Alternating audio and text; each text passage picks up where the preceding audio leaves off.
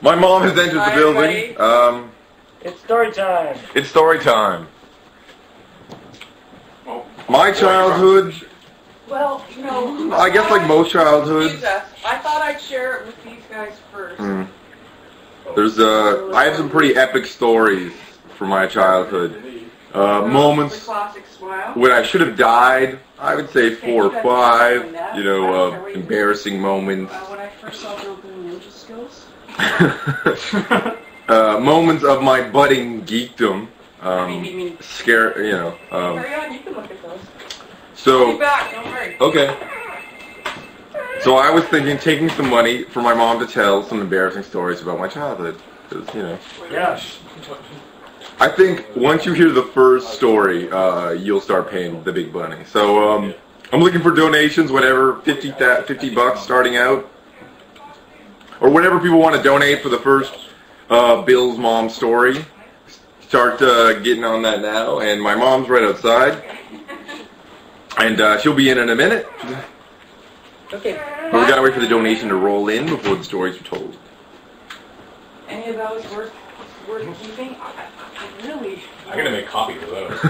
Yeah, I think. There's one pretty relevant. I was thinking,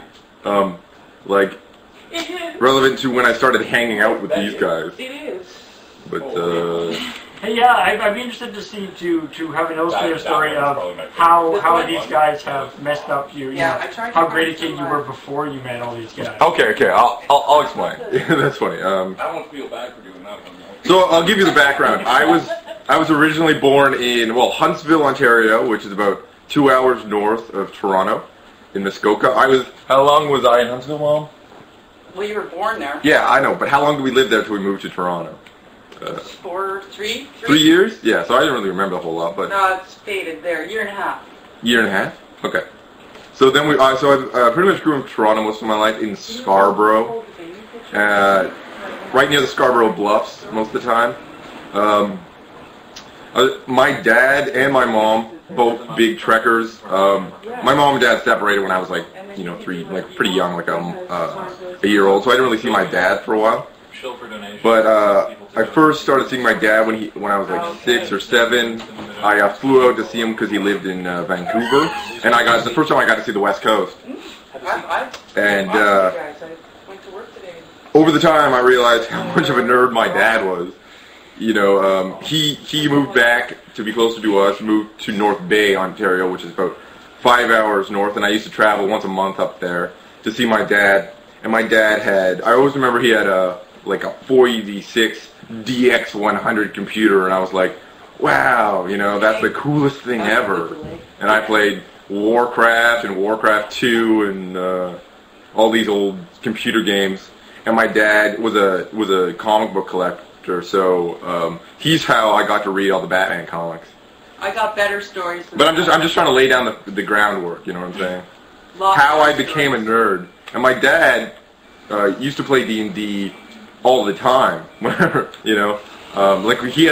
a once a week D&D group.